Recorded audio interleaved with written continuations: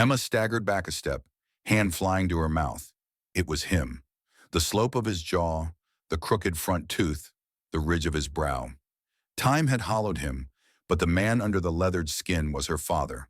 She wanted to scream, but the sound stayed trapped behind her teeth.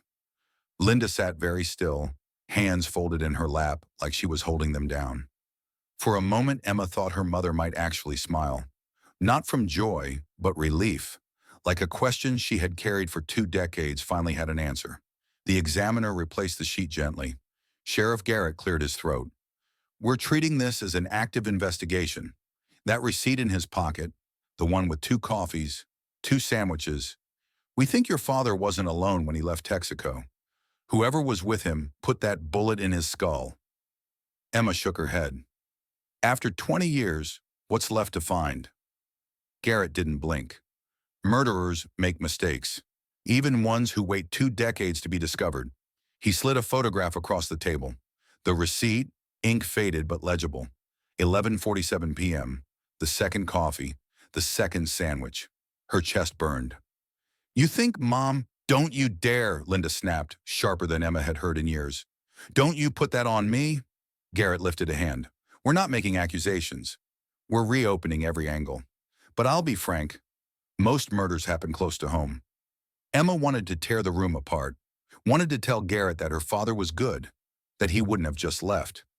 But then she remembered every birthday candle without him, every excuse she'd made for strangers. The anger came back in waves. That night, she sat in her apartment with the lights off. The old shoebox lay on the table, the one she'd carried through every move.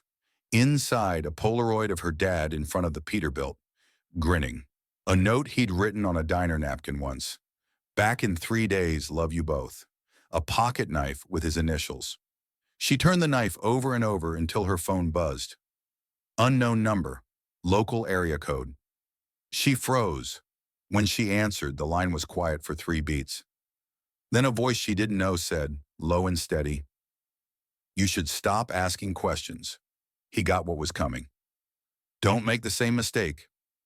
The line clicked, dead. Emma sat there with the phone pressed to her ear long after the dial tone was gone. Her father hadn't run. He hadn't abandoned her. He'd been silenced. And now someone still alive wanted to keep it that way.